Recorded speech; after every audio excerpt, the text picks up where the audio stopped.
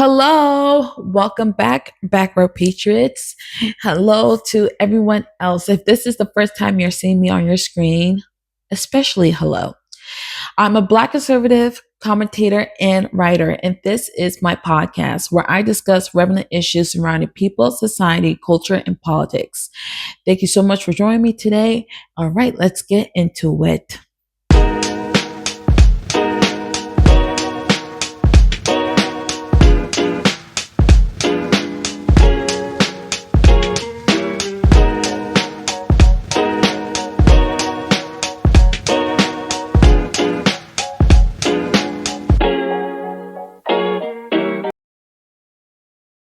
In today's scripture, you can find it in First Corinthians. Don't mind the scratching. Yeah.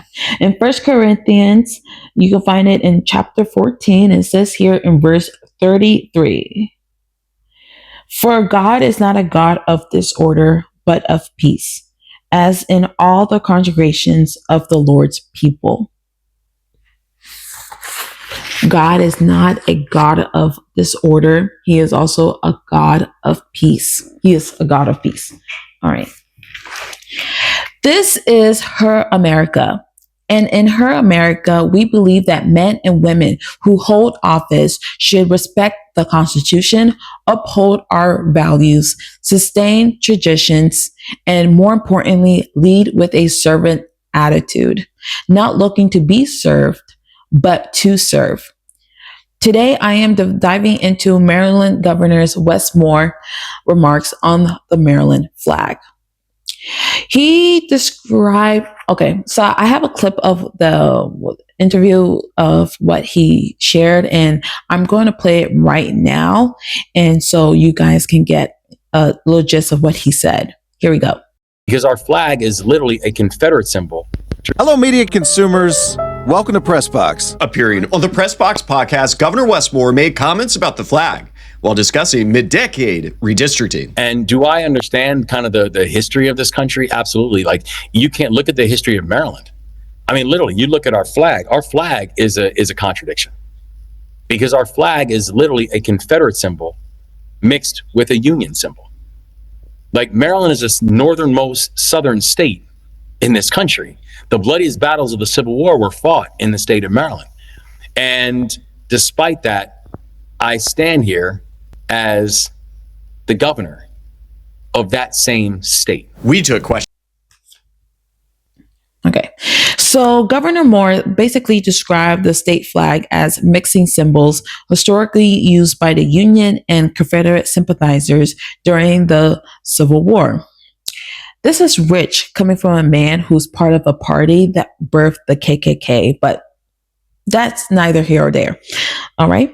What does the Maryland flag mean? Well, for a lot of Marylanders, the state flag is not a historical puzzle, but a deeply cherished emblem of identity and unity.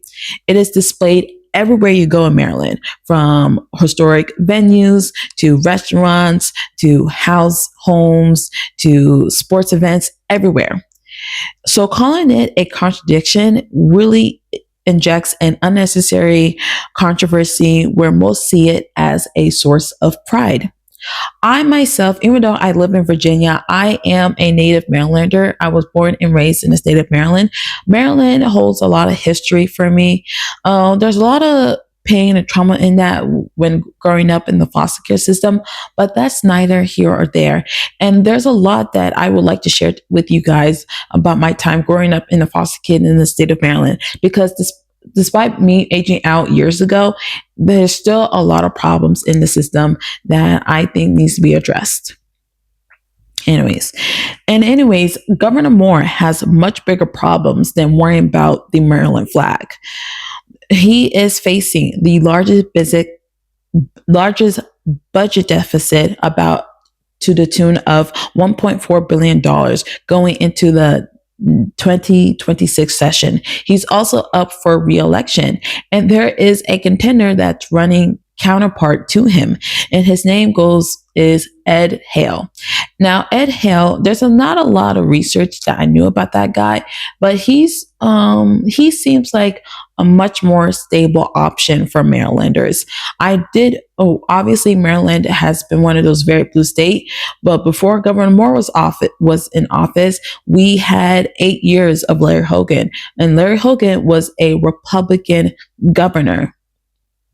And so, even though Larry Hogan was more moderate Republican, he wasn't a very staunch conservative. And also, a part of the reason, he was also very anti-Trump, which is not that great. He was one of those anti-Trump Republicans, which didn't played well during his campaign run for Senate, and he lost to what was that name? Angela Brooks something. I don't know. He lost to Brooke Shield, something like that. Not Brooke Shield, the actress, but like something along with that name. Anyways, I feel Republicans, there are a lot of Republicans in Maryland who are basically rhinos and who hate President Trump so much with a passion. They hate him so much to their own demise. In this day and age, the Republicans need to understand that Donald J. Trump is the GOAT of the party. He is the reason why this party is more open, more diverse. More people are getting more attraction to the party because of him, because of his works and efforts with young people, with minority communities. So for Republicans to be still dissing Trump even now really shows to you where they are. They are ungrateful for the opportunities this man has been opening doors for, and you really going to take this time to I don't know, to crap on him? No, okay. After, I'm really concerning for 2028 and even 2026, because there's nothing that that's binding the Republican Party post-Trump. And President Trump can only do so much efforts. And the only way we're able to go forward is if everyone in the party unifiedly agrees that President Donald J. Trump was the firewall of policy in the party. He was the GOAT. He was the underdog. He served the party so well during the last decade of his leadership. I know that he was president in 2017 to 2021. And then there was a 4-year hiatus where we had the Joe Biden administration come in.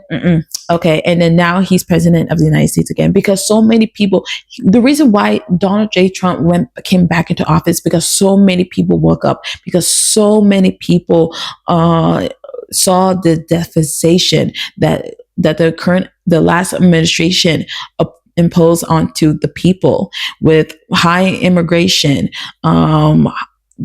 it's being taxed at the wazoo, high gas prices, groceries running up high, civil unrest. The list goes on.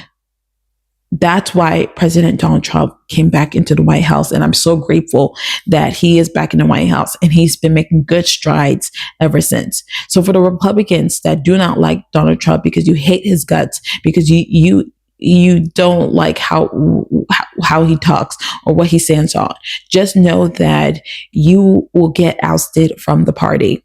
Okay, because there's no room for people in the Republican Party to be dissing on Donald Trump even now. So I really hope that Ed Hale wins, and I hope that he comes out as a Trump supporter and not a Trump backstabber, because it will really be influential and great for his campaign if he just campaigned with Trump. If he campaigned as a Trump supporter, because a lot of Marylanders, like it or not, are Trump supporters. A third of the Maryland population voted for Donald J. Trump in the last presidential cycle. So let's not act like Trump is a huge controversy there. Okay. Anyways, Governor Moore is currently serving as a national Governors Association vice chair.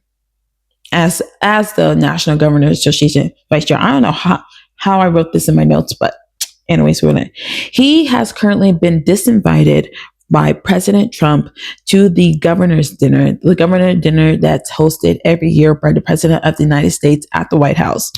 Governor Moore called this disinvitation as a snob and a racist because as the only Black governor of this nation, I should have been invited and I should have been welcome. First off, with that kind of attitude, the way you carry yourself, man, I'm shocked that President Trump didn't invite you in the first place, because I can understand, like, this is, you go on public and you crap on Marylanders, you crap on our values, you crap on our flag.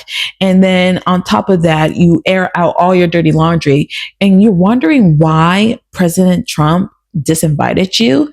Why would he want to break bread with you? Yes, you were the vice chair of the National Governors Association, but did you even perform well in that role? Considering how you're leading Maryland, I can't expect that you perform well in that role either. So yeah, good on Trump for disinviting you, because you seem like a jerk and you seem so self-absorbent type of man.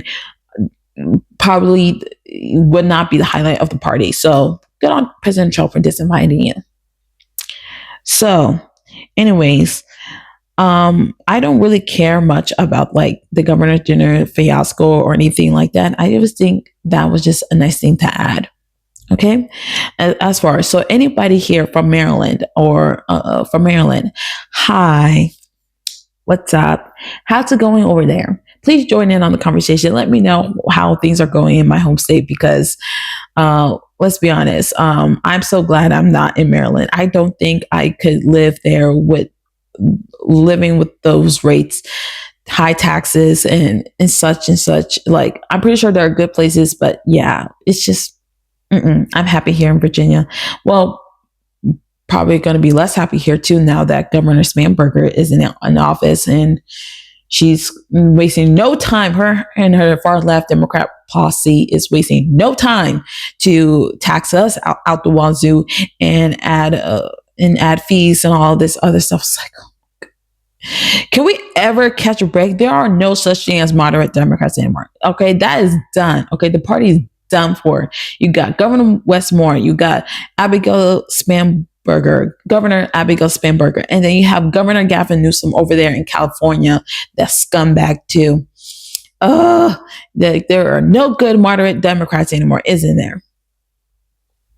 Anyways, that's enough of me ranting. All right, let me end this episode on a good thought.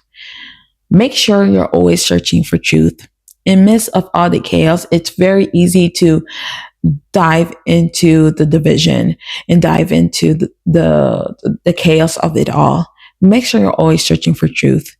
Be firm, be bold, and always stay rooted in truth. Okay, guys? All right, Patriots, that's all I got for you today. All right. I love you all. Bye. Thank you for tuning in to This Is Her America. We're here to have the conversations others are afraid to touch.